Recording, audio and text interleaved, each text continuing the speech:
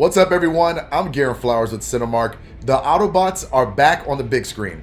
I'm talking with the cast and director of Transformers: Rise of the Beast. Right now, I'm joined by two of the stars, Dominique Fishback and Anthony Ramos. You know, the movie turns back the clock to mid-90s New York. What was that like preparing for your roles by, looking back? I think it was really, really exciting. I think that it wasn't a lot of pressure for me personally to get into the 90s because even though we were babies when 3 years old when this movie would have come out, we have a lot of influences from older cousins and siblings who were growing up in that time, and they heavily influenced the people that we are today. And so the musical references, it sits in our bodies. The swag, the lingo sits in our bodies in a certain way. And so I was just happy to tap into that, to get to wear that lipstick and that choker and those fly clothes by Sierra, our designer. It was like looking back at one of the most epic time periods of hip hop culture, music in general, and just one of the greatest, just the time period in which I could remember the most growing up. I was a Beast Wars fan. Beast Wars was huge in the 90s,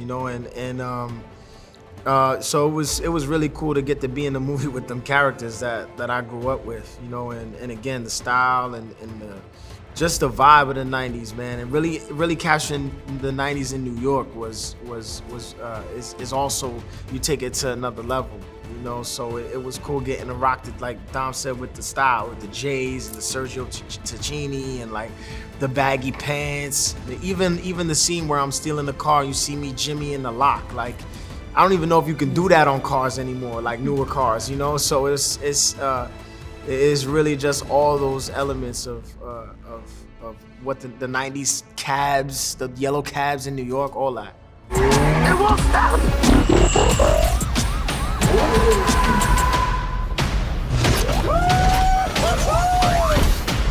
Back up! Oh, I thought we were boys. You want it? Come and get it. You brought a human here? I'm nobody. I ain't even seen nothing. I'm not even seeing anything right now. Where does Rise of the Beast fit within the timeline of the Transformers world? It's so after Bumblebee, but before what we've been calling the Bayverse, the 06, 07 with Wiki film. So that's where it kind of sits. I think it's it has its own, feels like a standalone, in terms of the movie itself when you see it or watch it. We don't mess up or try not to mess up anything that happens within the timeline.